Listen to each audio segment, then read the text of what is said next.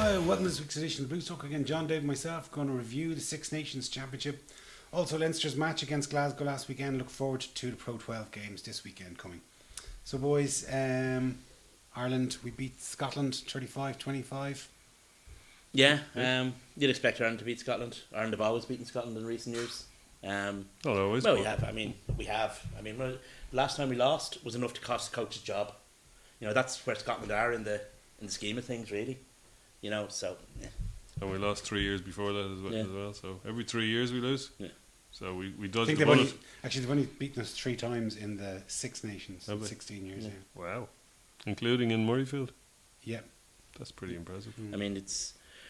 We've only our record against Italy against Scotland is only marginally better than it is against Italy, and our record against Italy is pretty much 95% kind of thing. We So lost one game to yeah. them in Italy.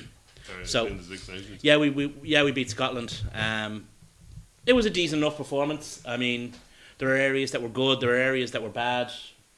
You know, I don't know. I was happy with the performance. Wasn't happy with Mr. Hogg siding through the middle of our defence. But you know, the guy is a pretty world class player. We could do with a couple of Ali Hogg, Stuart Hoggs. That so much didn't bother me because Stuart Hogg has sided through an awful lot of defences. That was the way it was set up. Well, what bothered me was the fact that we conceded tries in the last game of this tournament in the exact same way as we conceded tries in the last game of the previous tournament, out wide. Teams find it quite easy to get around the outside of Ireland. We're so narrow, though, aren't we? Yeah. That's the But even disappointing that- aspect, all right. But even the try that Hogg scored, like, we defended and it was a kick-off. We caught the ball. I think it was actually a scrum on the left-hand side of the pitch. We ran it from the scrum, and then we decided to kick, and our exit strategy was to kick, but all of our backs had attacked the ball at the ruck, and then you left There's no chase. You left Toner and the 3 front rows to defend like a huge space in the centre of the pitch, and you've got that little flyer You do. flying around. it's impossible. Like, I mean, he's difficult enough to tackle, let alone He's a slippery customer. 3 or 4 slowest guys on the pitch. But it's one of those things where we're not going to be jumping up and down because we won the last 2 Six Nations and now we're third.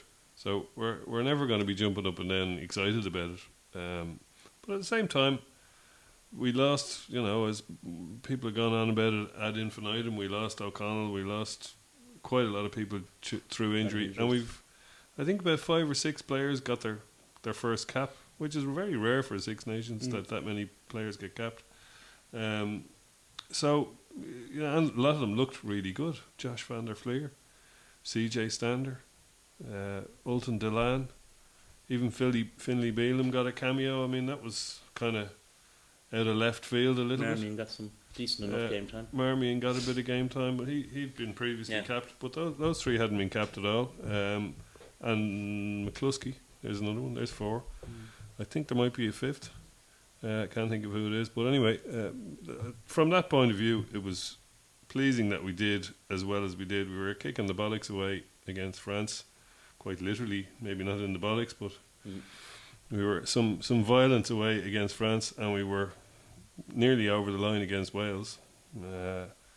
England was the only game we really, you know, and I believe we're still unbeaten in the Six Nations at home under Joe Schmidt. But, like, we were leading the match 20 minutes to go against England. Do you know what I mean? We weren't annihilated by them. They did deserve to win, and they got around the outside against us very easily. They did. Yeah, you know, twice in a row. They have one thing that very few teams have. They've got 3 fantastically fast guys in their back 3. Yeah, but the thing is, we knew about them before the match even started. You know, I mean, and that's if there's something that in every single match, whether it's a good team like England or a really, really dreadful team like Italy are able to do in us, then there's a problem there. And it's a problem that it's a pre-existing problem. Will Andy Farrell hopefully change that, do you think? We shall see. One would hope so. I mean, to be fair, we did go into the tournament without a specialist defence coach. Was it too much for Schmidt to take all that responsibility? I think so. I mean, it's one thing to do it at a club level, but at an international level, everything is so much more. You know, even the stuff that goes around the job, not necessarily the job itself, is just magnified 100 times at international level. So maybe it was just a step too far for him. Well, I mean, to a certain extent, what could he do? I mean, Les Kiss was off the Ulster job. But this guy couldn't come in until after. But it was well flagged, though, Dave. Like, I mean, just say England had done very well in the World Cup. I'm sure Farrell would have been in situ. You know what I mean? I'm sure England, the RFU would have kept their coaching ticket if England had done well. It was well flagged that Les Kiss was leaving. Well, true. maybe in January Joe went to sit down with the guy responsible for hiring high perform. Oh no, he couldn't. He was on his holidays. He was off in Yabby Creek. Yes. Yeah, but I mean, our defence looked very. It looked stretched to breaking point at some stages. Even as you said, like against Italy and Scotland, you know, the two weakest teams in the competition. Scotland are a weak team, but they have good strike runners. I mean, their back three, if they don't have to do anything but attack, are superb. I think Scotland are building fairly well, and England, as you say, are the best team in the Six Nations. I mean, that's unquestionable. They've won the Grand Slam, etc., etc., etc., and they've, as you say, a very pacey back three. So it's okay for them to be able to do it, and Scotland. But for somebody like Italy to be able to do it, then you've got a system issue. I mean, whatever about the try that we failed against Hogg, that was just the wrong play selection. If Murray had seen the personnel around him, he would have done it. Mm-hmm. But the other thing was a consistent and constant failure all through the system, all through the season, and not just through the season, through the year. Mm-hmm. Back in August, I went to a warm-up match in the Viva. Ireland played Wales, and I thought, geez, they're not giving anything away. They've been very cagey. They're just keeping everything up their sleeve. So much so that the defence, they did get beaten, but our defence was just so condensed. I mean, you could put practically the entire 15 guys in one half of the pitch. Mm-hmm. And I just thought, they're not showing anything. They don't want to give anything away for the World Cup. But clearly, that wasn't the case. We've nothing to give away. Then you find yourself in a situation where somebody panics, like Rory Best did, and has come shooting out of the line. And you find yourself in a situation where the system breaks down completely. Yeah. We're going down a few depressing avenues here. But like, I mean, at the start... That is true. There are a lot of positives in the season, but this is something that has to be focused on. I mean, you can't just shine down. At the start of the season, and Schmidt's he seems to be getting an awful lot of abuse for any particular thing he says. But I mean, one thing that he did say, that he thought that the team would finish mid-table, and he was proved right. But I think he's more just being realistic. I mean, he's getting stick saying, because if you set the bar that low, that's where you're going to achieve. But like this team, if you looked at the injuries that the team has shipped throughout this year, you're missing O'Mahony, O'Brien, Mike Ross for a couple of games, Henderson, Luke Fitzgerald, the two Carney brothers, Keane Healy, and then of course you had, like in the last couple of seasons, you know, we know that O'Driscoll and Darcy retiring, and O'Connell going. So you're taking away probably 2/3 of a starting 15. Well, we said at the time during the after the England match, we said it here, excuse me, that actually the Irish team wasn't the Irish second team. There were elements of it that were the Irish third team, and they still performed within a reasonable expectation against England. Yeah. So that's excuse me. So that's promising.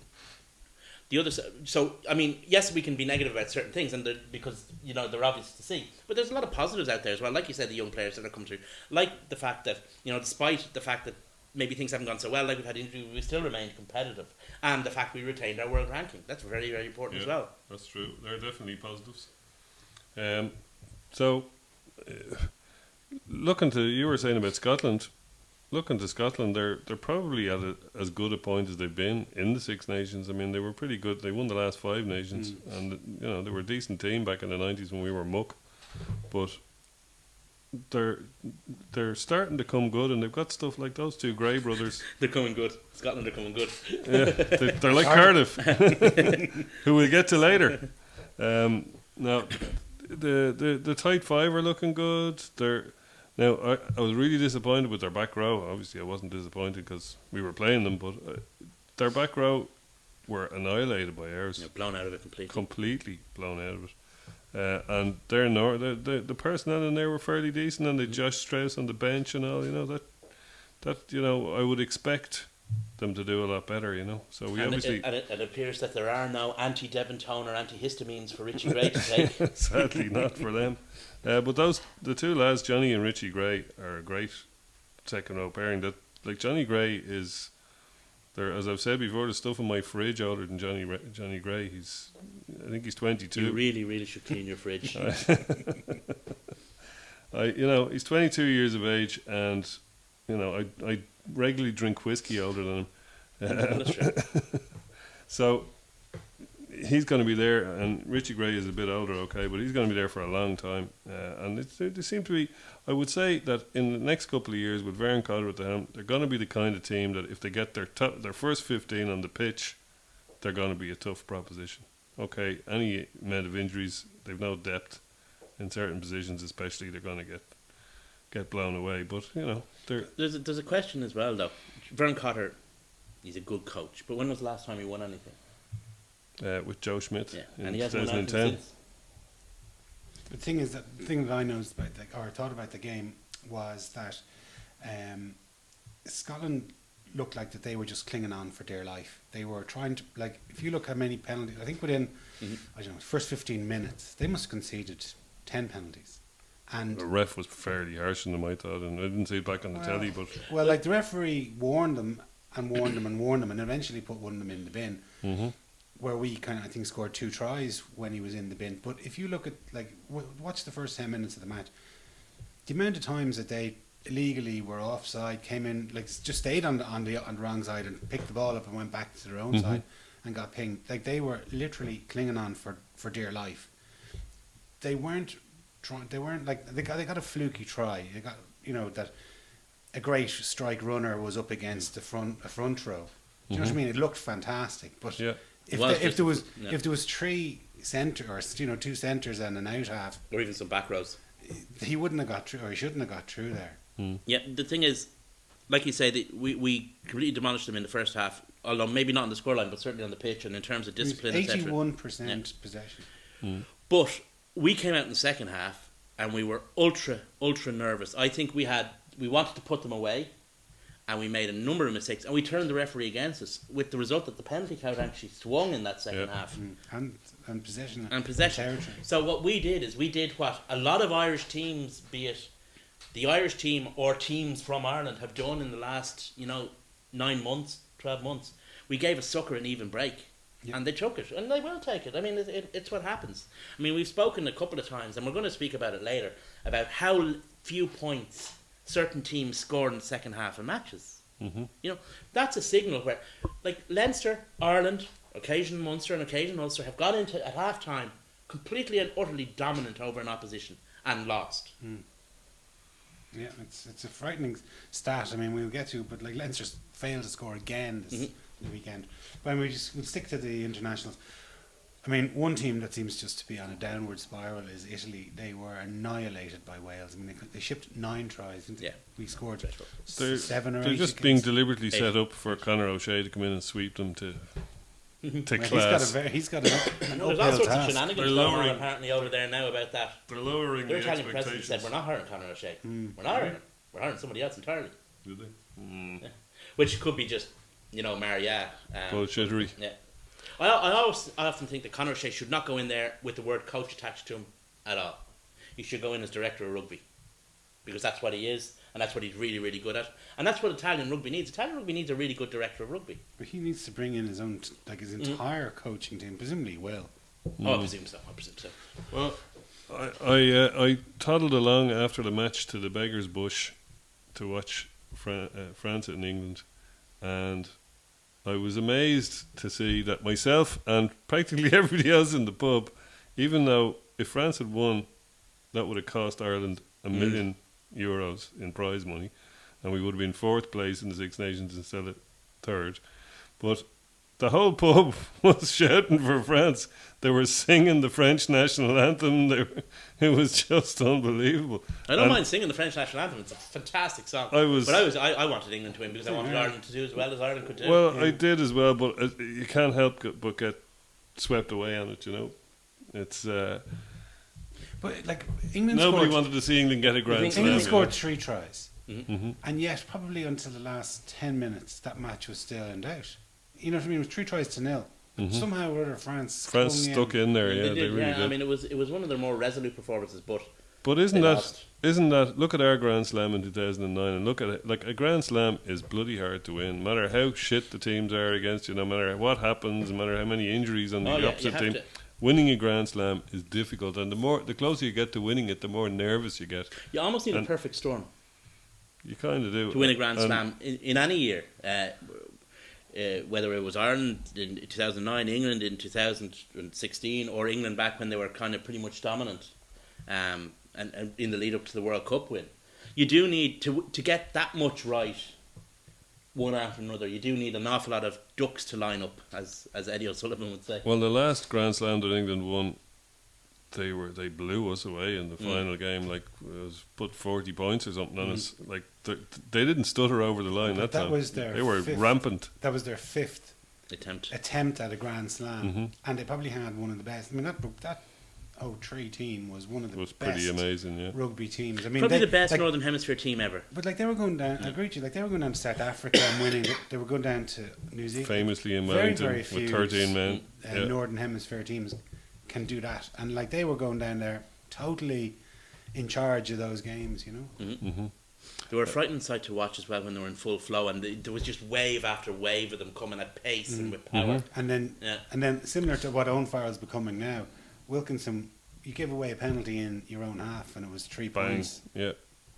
Well, they were immensely fit as well for their time. You know, all teams are fitter than that now, but they were fitter than most teams at the time. You know, which was really, like, the All Blacks have always had that kind of thing as well, where they're just so fit and they can wear teams down. Leicester have it over a lot of teams in the Pro 12 that they can see them off in the final quarter because they're fit and they back their fitness. But I'm surprised that it wasn't actually more hoo-ha over England winning a slam, you know. Like, seeing as they haven't done it in 13 years. It was because they maybe won the championship already. It wasn't down to the last. Yeah, maybe that's why it was. But they must be kicking themselves. I mean, like, they had the My World Brown Cup. probably doing it. It must be shit. Must be shit only winning a Grand Slam. No, but like, they had the World Cup in their own backyard. Yeah. They imploded. They didn't get out of their group. They were beaten by Wales. And Wales weren't a great team in that World Cup. I mean, they were, 15 against 13 against Australia, and they couldn't score. And then all of a sudden they become this behemoth of a team again. Like, they've discovered Don't make dumbass substitutions for 20 minutes to go. But they've discovered 2 world-class second rows. You know, like, they've got such strength and depth. They've got, like, they always have, though. But they do. But it's like as though Jones has come in. He's not burdened by, you know, any prejudice from his own, from being from England. He can see the wood from the trees. He just picks who, you know what I mean? He can actually pick players who, I'm picking the best 15. I'm not influenced by, that guy was from my club or whatever. You know, it's just kind of a clean slate going in there. Well, absolutely. But apart from the second rows, not much has changed. That was exactly what I was about to say. I mean, he hasn't changed the plane. The previous second rows were aging. Were they? Have they changed? I mean, George Ford. They're settled. They're settled. They've settled. They've matured. But, you know, George Ford. Okay, the Burgess thing has been discussed to death.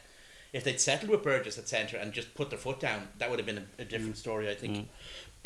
A decision killed them. Yeah, I don't think England have changed all that much. What they have done is they've got a clear, coherent idea now. Yeah. You know, I'd say Eddie Jones has probably just simplified things.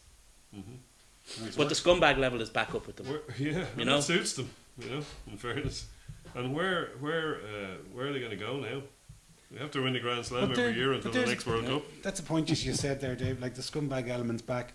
Should we have a bit more scumbag in our team? Like, if you look at the treatment that Sexton was getting. I mean, I'm not trying to say, you know, it was much better in our day or anything like that. But fellas would be, you take your own retribution. Should have been taken care of. If the ref's not going to protect you, you protect your own players. I would imagine that if someone was doing what they were doing to George Ford, the English pack would look after him. Do you know what I mean? Yeah, it's very hard to nowadays. I know it is, but they still would do it. It's easy enough to. You know, I mean, you got to look like you want to. If a hand comes over a ruck and you stand in it by accident, I mean, it's on the wrong side after all, and it's only a hand. You might have stamped in it and twisted your foot a little bit, but you know, it's only a hand. It's very easy. But Sexton was targeted again. Yeah. Oh yeah. I mean, that judo flip that. I mean, that was pure jiu-jitsu, wasn't it? It really was. Conor McGregor would be happy with that one. I mean, but that's it. I mean, but to a certain extent, they're kind of targeting the wrong guy, because the guy's as tough as nails. He is. But so he is. He really is as hard as they come. But it just seems that, you know, are we seen as an easy touch? I think we possibly are. I don't. Would they have? Maybe Roy Best is a nice guy, and maybe that's the problem. But Paulo, I'm not it's easy to glorify fellas that are gone, but Paul O'Connell stood for that. Not to be rude, but on the pitch, Paul O'Connell's a lovely fella, right off the pitch, but on the pitch, Paul O'Connell was a cunt. And he wouldn't have stood for that. It's as simple as that. He wouldn't have stood for that, Mm-hmm. I agree. Anyway, moving on towards the Pro 12.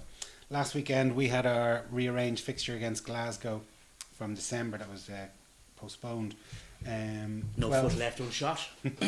12-6, and again, as I mentioned earlier, we failed to score in the second half. Yeah. After the first half, we pretty much completely dominated. Yeah, it was very disappointing. Glasgow had so many injuries. They'd so many players missing. They got through that on pure bite and bollock. Like they really did. Or our ineptitude. Of course. I think that's a significant factor. What I was going to say was that without all of that, we still couldn't put them away. Without their players, they lost. They had all kinds of fellas playing out of position, and they had Rory Clegg come in with 2 days training. Played very well, actually. Mm-hmm. There's fellas coming in from clubs, very like playing solid. for Harriets and all these lads. So, considering that, A, it was very impressive for them, and B, like you say, we shot ourselves in the foot. As we were saying beforehand, I think Carl Marsh is just not the player we need him to be at this point, for whatever reason. Maybe he will be. Maybe he will make a very good, solid Pro 12 player, but he's not there, and we need him to be there now because Ian Madigan's gone in 5 games, or 7 games, or whatever we managed to get into. So we need somebody who is there now, and I don't think it's him. And unfortunately, the guy behind him, Ross Byrne, has been injured a lot this season, hasn't got any game time, so we don't know where he's at. He had a bit of a shocker at the Scarlets, I think it was. And despite looking promising last year for the under-20s, he hasn't really had a chance to kick on. So we're kind of, cupboard is getting very, very bare behind Johnny Sexton, and it's a bit worrying, to be honest. So I don't know whether we're going to sign somebody in that position or whether we're going to do. The rumours are we're getting a scrum half. I read. Yeah, we signed a project player, 24-year-old project player. It's serious lampshade. It's like somebody asking for a sofa and getting a lampshade, like Rafa Benitez did that time. We don't need that guy. I mean, I've nothing against the project player idea, right? Nothing against it, and I've nothing against us signing a halfback. It's the combination of the two I have a problem with. We don't need a 24-year-old project player halfback. You're saying we need an experienced Peter Stringer type dude. We need an experienced Peter Stringer. At this stage, I take Peter Stringer. We need an experienced either 9 or 10. We need somebody who can fill that role because we're going into next season with one guy. Well, maybe we'll be getting a Sean Byrne type character to fill in. You have to be Irish qualified. So because we're not allowed to sign on the NIQs. Steenson. Yeah, we'll have tempt him away from Exeter. But would we be able to? Probably not. The amount of money they're able to throw around in the Premiership these days, probably not. But we just come back to the game. Like, I mean, we started off really positively. Ringrose looked on fire. James Tracy, every time he got the ball, he was making great yardage. Luke McGrath looked, a real live wire. He was taking quick tap and goes, and looked really kept the pace up. He did. Yeah. And then we just started making these fundamental errors. Like Marshall had a 5-on-2 that he blew, but that's okay. Everyone makes mistakes. Then you had our Springbok fullback missing touch a number of times. You'd Marsh miss a touch. Two big penalties. Those were big ones because they've been hard won. Yeah. Very hard one. He's missed a kick on half time, isn't he? Yeah. Right on half time. Very uncharacteristic. It was right in front of the post. A bit of a gimme as well. Yeah. That's just not like. You just kind of knew that it was almost not our day when East is missing kicks pretty much like in front of the sticks. Yeah. That was quite disappointing, all right. So basically where it leaves us is, we needed to win 2 out of our 3 away games, and we still kind of do. We now need to win 2 out of our 3 interpros. Is what we need to do. 2 of which are away from home. 2 of which are away from home. So, well, we might as well talk about the Connacht game then at the weekend. We wonder how many guys are coming back in from the Irish team. Seems to be quite a lot. Will they be given the week off, or will they be back in? Do you think? Apparently not. It seems to be that they're coming back in the next 2 weeks. So there'll be probably a lot of them back. Like, Henshaw is starting for Yeah. Connacht, I believe, allegedly. So I they're- wonder if that'll happen. You know what I mean? A lot of times it's like Henshaw is available, the ticket's still available, and all of a Yeah, sudden it's actually, you know. there's very few Well, tickets still available. It's I'm easier sure for, there is. it's easier for Connacht in a way, because they have fewer players to integrate back in. I mean, Henshaw's the only Marmion, starter. back into their team. Delan, Henshaw and Marmion is pretty much it, really. Delan, I think Oh, Delan's Delan's out well, as sorry. well, actually. Lands are injured. So those two. Whereas we could nearly swipe the Nathan boards, White. like, Yeah. you know. Nathan But I White. mean, I imagine, yeah. like, obviously, all the Um, bench are going to be available. The McFaddens, the Madigans, these guys, presumably they'll come back in. I would have thought so. And I think we might even see a few starters. But it's going to be an interesting game. Like the meanest, we said it before, the meanest defence and the best attack in the league. They're first and second. They're Interpro. You know, we traditionally don't do so well in Galway. I think it's set up to be a bit of a They beat us classic. last year. They beat us last The year. good thing is, Nigel's reffing. Well, Oh, is yeah, he? Oh, and- good. But that also means that you know, that we can't be, as we have done in the past, perhaps been accused of being the Billy Big Bollocks down there and getting away with murder because we are. Nigel isn't interested in any of No. that. So the other side of it is, I mean, there could be an element where, I mean, we've got 2 big matches coming up, and we've got however many guys to fill jerseys, and one of them's the big one in the Aviva as well. So I mean, Well, there's an element of mix and match for both those games, and you have to get the balance right, because you know you could end up, you If know, we falling lose- between 2 stools. If we lose this game, though, we're going into the game in Lansdowne Road on the back of 2 losses. Mhm.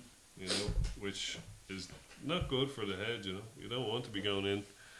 I mean, if we can win, if we can get over the line in this anyway at all, you know, we're actually looking quite good, because A, it'll give us a bit of momentum going into Munster, and B, if we can win the next 2 games, we can just get away with The winning our problem home is games after that. we keep coughing up chances. Anytime we do. get a chance to do something this season, be it in Europe or in the Pro 12, we've thrown it away.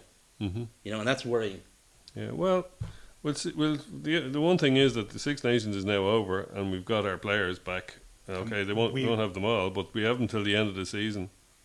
You know. And we've no Europe to concentrate exactly. and be distracted by. Well, I think that's half the reason why we're not going to see everybody rested this week, because There is in that 2 rest weeks' week. time there's a rest week, and 2 weeks after that there's another rest week. Mm. So it's not like we're flat out to the end of the season like we have been in the past. So you know, that I'd say that'll allow fellas like Mike Ross maybe to start the game. He missed the first 2 Six Nations game, and he And can. there's been, I keep mean, churning. I was worried about. I'd say you won't see Sexton he's or back on the Easton. park. So I mean, excuse me, Luke Fitz is coming back on. Coming back, he's been mentioned very strongly in dispatches this week. Obviously, Sean's still a couple of weeks away, but we're beginning to get a few a numbers bit back. of you know? momentum, yeah. Um, And Jack Conan's out for the season. Jack Conan's out sadly. for the season. He's broken a bone in his other foot. Fangio has retired. Fangio has Oh, retired. yeah. I wonder, have we seen the last of Jack Conan in a Leinster jersey? Because he might go to the north. He might be forced to go north. I don't think anybody would be forced to do anything, but strongly encouraged. Strongly encouraged, yes, We're just looking with at photographs and a sound recording negatives. and a gun out of his head. I'm just looking at the fixtures this weekend. Even if just supposing we lose against Connacht, the other fixtures, the way that they've fallen, like Glasgow play Ulster. You know, I think we're 7 points ahead of Ulster at the moment. So Yeah. they're away. Ulster away to Glasgow. And the other one was just Ospreys against Scarlets. Scarlets are away to the Ospreys. All bets are off on They're, that one. they're the So- 3 big games of the Yeah. weekend, yeah. So like it's it's not, neither of those are kind of gimmies for our rivals. No. So if we do slip up against Connacht, I mean Connacht are, I think they're unbeaten in the last 6 games in the sports grounds, and also they've taken of those 6 games, 5 of them they've got 5 points. Yeah, With the awesome. bonus strike. They're playing so So they're well. playing good rugby at the moment. Yeah, I'd be very fearful of them now, I have to say. I really hope we can put a dent in them, because if we don't, they've some hard games coming up, but they still have an Italian game. Which we Plus, well, we No, do actually. We do. The Yeah, so we have the last game. Yeah, which, Um, which is looking more and more important. Yeah, but they also have some of the games that they have are at home. Like they're away to Ulster, but they've Munster at home, and they've got Glasgow at home in the last game. Like all of these, it's set up for some pretty exciting clashes over the next, 5 rounds. It could be a few unexpected results, shall we say?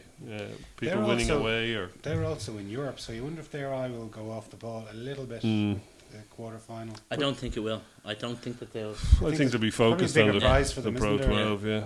Getting into Europe next season, getting into the big or even competition, into the playoffs. Yeah, I think that's a much bigger. Well, they can get into Europe by winning the other competition.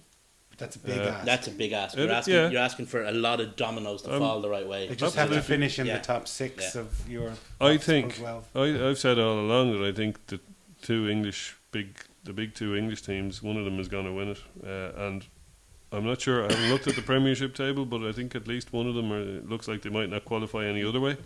Now, that's not to say I don't think Connacht can win it, but if it was your last resort, you don't want to leave it as your last resort. By concentrating on the league, they can have, maybe even if they win against us with a bonus point, does that put them safe for Europe? It does.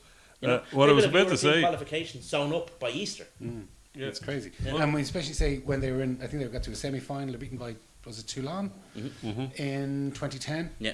Like they had no hope in the league. Do you know what I mean? They were, I don't know, probably through 10th out of 12th or whatever it was.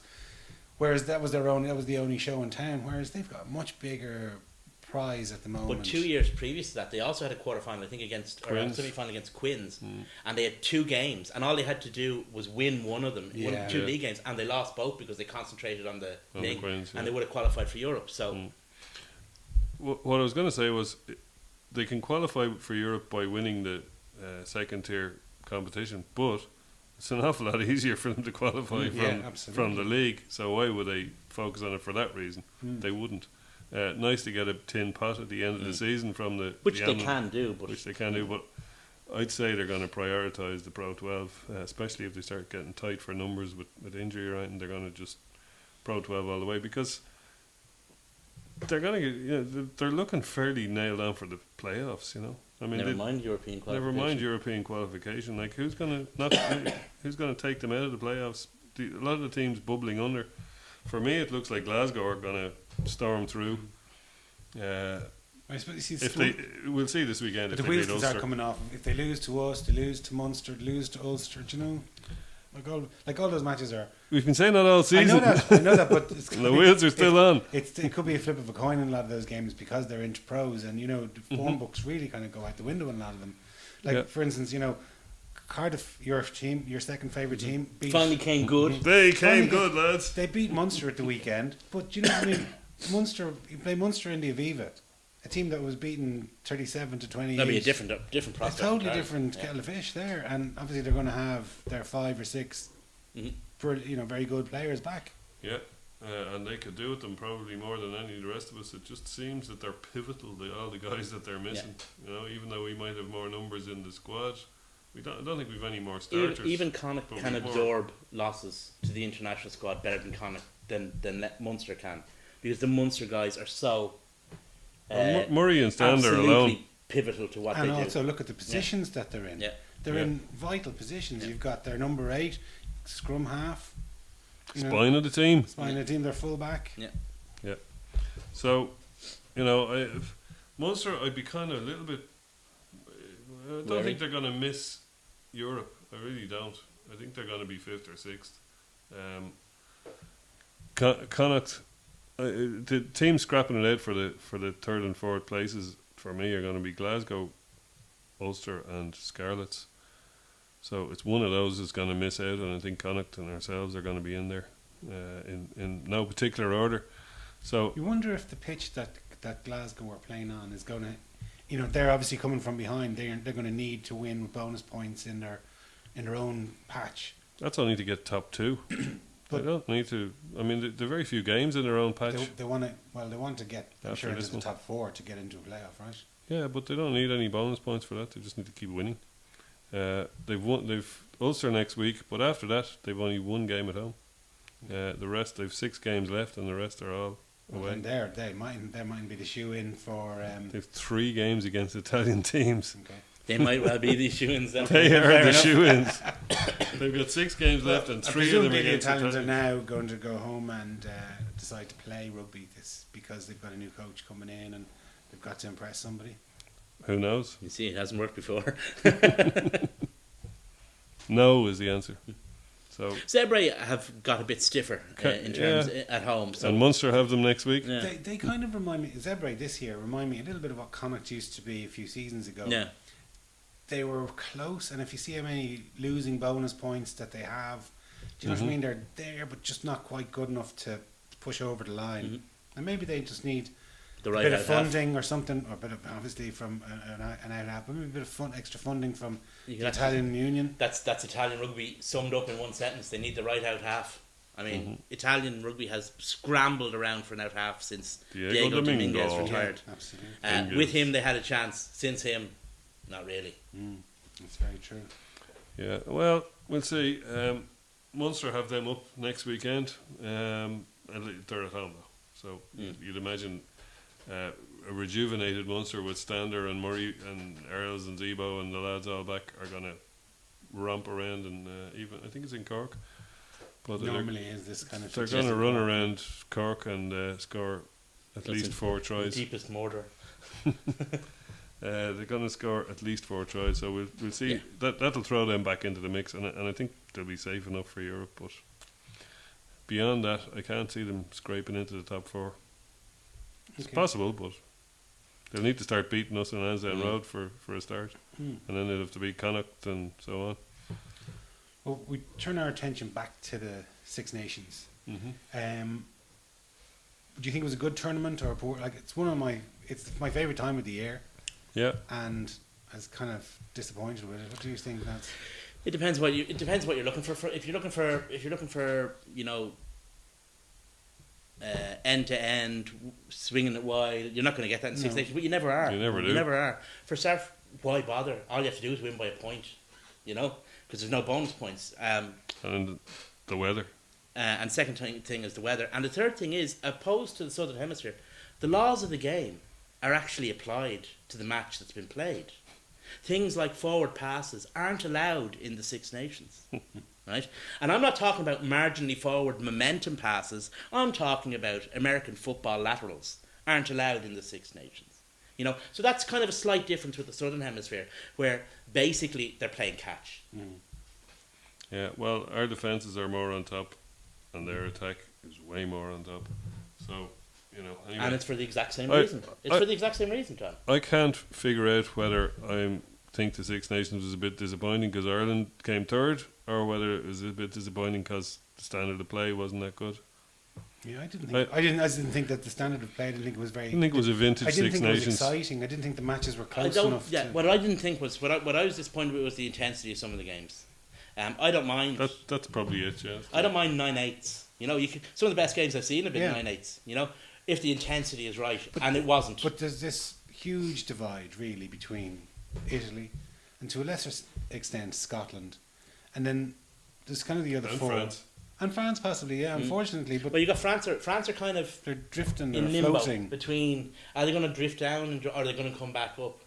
I'd be of the opinion they're actually going to drift down. Somebody was saying on some podcast somewhere that Georgia were packing them in 55,000 at their last game in the second tier Six Nations tournament. So, should Italy be faked out and Georgia, should it be relegation in the Six Nations? Italy packed them in Not as well. a chance, Italy because packed- Italy have shitloads of money, Yeah. like you Italy say. packed them in as well, right? If that's your reason for getting rid of them, and are Georgia any better than Italy? No, they're not. No, don't think there's so, no no. results to show that Georgia are in any way, shape, or form any better than Italy, There's and Italy are 80,000 at least rich. 80,000 was in this San Siro against the All Blacks Yeah. maybe 5 years ago. They moved from the smaller stadium in Rome to the Olympic Stadium. You know what I mean? Like they are getting big crowds, as Dave says as well, and they just need to sort out their Pro 12 teams. Yeah. Mm. Well, they don't need a lot more. Just The thing is, it's all very well and good to be, really want to see the up and coming indie band. We're tired of these rock dinosaurs. But the fact of the matter is, if the up and coming indie band can't string 3 chords together when in front of 80,000 people at Glastonbury, there's no point in having them on the stage. And that's the thing with Georgia. Are they? I mean, last time they came, they were here 2 years ago in the Autumn International. We put out what is essentially a second team, and we absolutely fucked them over. You know. They were exciting during the World Cup with Gorgadze. Gorgadze. They were very excited, and they were very good against. They gave the All Blacks as good a game as anyone gave them. But teams like that, they do well in World Cups because it's all about the World Cup. Yeah, and they have their team together for, like, Fiji are another good example. They have their team together for a long period of time, and they have a bit of momentum, which they don't normally get because Fiji, like Georgia, have their players scattered all over the place. 4 wins. So, they're always going to look good. They're never going to look so good in Six Nations time when they're pulling their players on a week's notice. Like, look at a lot of them play in France. Look at trying to get players out of France for an international. Even France has problems getting players out of France. has problems getting players out of France. So it's all very good, and it's nice and romantic to think there might be a new country coming to the thing, and maybe there should be a way of doing something for a country like Georgia, which is obviously far too good for the ENC, but maybe isn't quite good enough for Six Nations. Do you remember when Italy were talked about coming into the Six Nations, when it was still the Five Nations? Italy it was organised 10 years probably. Yeah, but it was organised for over a period of 2 years. So Italy would play friendlies with the Six Nation team, the Five Nations team that was on an off week. They beat Ireland 3 times in the lead up to that. Yeah. But maybe some sort of system, now there are no teams with an off week anymore, but maybe some sort of way of getting Georgia involved in the Six Nations schedule at a level just below the actual competition, just to see where they're at. There must be something. Or even in the Autumn Internationals, have one of the games there. Well, we did that Ireland 2 years ago. Other countries could probably do something similar. But as you say, as a Six Nations, I'm not too concerned about free-flowing rugby or tries and like that, because rugby is not always about that. But what I do want is intensity, and there were a lot of games that just lacked that kind of competitive. There were games that were obvious from the get-go where it was going to finish, and that's I don't like too many games like that. I mean, even in the past when Italy have been competitive, the games between Italy and Scotland, or even Italy and Wales, or indeed Italy and Ireland, haven't always been the gimmies that people have taught them to be. This year they were. Well, they certainly weren't in the World Cup. No. One thing that I was disappointed in was some of the standard of the refereeing, or particularly the lack of protection, especially the Irish players. I mean, and I'm sure it was happening within other countries as well, but obviously our focus was just on the Irish team. And the amount of times that, Dave Carney had his Six Nations cut short, and Sexton was continually targeted. That was the most blatant one, was right in front of Jack O'Paper. It was literally 2 yards from the guy in his line of vision, and I took him out. And it was, the more times you look at it, the worse it looks. How the guy wouldn't even go back and look at it, I don't know. This is in a way, it's the price we have to pay, because we do need to broaden the officiating base, and you're going to get a situation where some of them aren't very good. Jack O'Paper is not going to, as far as I'm concerned, he's overreached his natural level, whereas your man Angus Gardner is a guy with a future. So it's a bit like throwing a new cap in, because that's what it is to a certain extent. And some of them are going to survive and be top internationals, and some of them are going to be well suited to their domestic leagues or whatever. And I think that played into it. So I do. I mean, I can't see what happened to John Sexton happening in a game. But look what happened when Gozaire was reffing. The guy got sin-binned. If it happened when Nigel was reffing, guys would have been sin-binned as well. But Dave, how many times have we heard on the ref mic the TMO saying, sorry, a bit of foul play there, I just want to go back and have a look at it? Do you know what I mean? They watched the match in real time. They would have seen it. Like they see neck rolls that often your eye is following the ball and you don't see the ruck on TV, and all of a sudden they go back to it because there's been a neck roll there. That was a piece of play that took Sexton out of it. That prevented him running around in a loop, and it was ignored, and it was just it was an elbow into the back of the neck. I can't understand why that wasn't seen. I just can't. I mean, there's no excuse for it, because that's basic incompetence. What I will say is that I mean, we have a situation now where we've weeded out. I don't think we'd be seeing too much Jack O'Paper, for example, at this level again. Mm. Maybe so. So, which Irish players stood out for you? Everyone who played in the Irish back row throughout the entire tournament. PJ O'Shasov. Yeah. They They all a played well. revelation for a guy making his first start. In his first season, yeah, he was the breakthrough guy. He Van der played Fleer well. Van der Fleer stayed. played well. He's raised back to his old levels. Phenomenal. Man of the When match when last Ruddock week. came on, he played very, very well. When Tommy O'Donnell got his chance last week, I thought he played excellently. You know, and basically everyone who played in the Six Nations in the back row had a really good tournament. Yeah, we did seem to have a good breakdown. Or Yeah. Do you remember maybe not so rucks much against that England. we scored from on the line? Do you know what I mean? There's very little time that we sort of spread the ball around. We seemed to go over. Alexander got a couple of tries, didn't he? Toner got one fairly close to the ruck.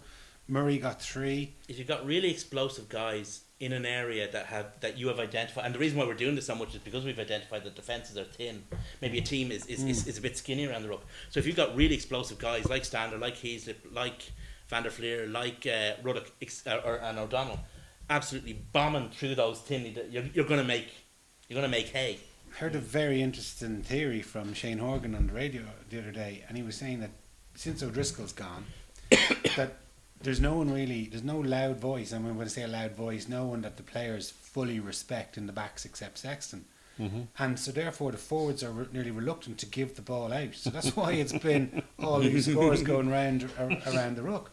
And he's saying, like, you know, if Sexton isn't the first receiver when he's demanding the ball, like O'Driscoll will be there beside him saying, "Come on," and the players would know, God, if he gets the ball, something's going to happen. Yeah. Whereas, and if you look through the back line, okay, you got Earls with 50 caps. You know, he's kind of, but he's never really been an established player. He just sort of seems to have amassed these caps.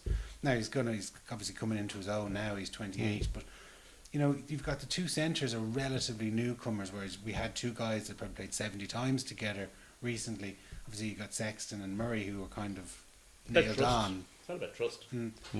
And then you got sort of, there's been a floating kind of, well, Rob Carney was there, but he's kind of been superseded. A constantly perhaps. changing cast Yeah, in the back exactly. three. So I mean, if you're a forward and you're thinking of showing out the ball, if you do it on trust to guys you trust, and you don't necessarily do it on trust to guys you just whose game you just don't know because you haven't played enough together. Nobody's Interesting theory. Shane. nobody's played enough together. It's probably 100% true. Because we just haven't put enough. We haven't been able to put a consistent selection in the pitch for one reason or another. Yeah. And what players from non-Irish teams have stood out? Well, most recent memory, Stuart Hogg, for obvious For me, it was reasons. Venizelos. I was about to Mario say Itoje. Billy Vinipola and Finipolo and or Vinipola, should I say, and Mario Itoje are Toje is the outstanding player of the tournament. just cracking. And Billy Vinipola has really developed now. He's not just a battering ram anymore. Vinipolai, wouldn't it, with his brother? And his Welsh accent. Have you ever heard his brother speak?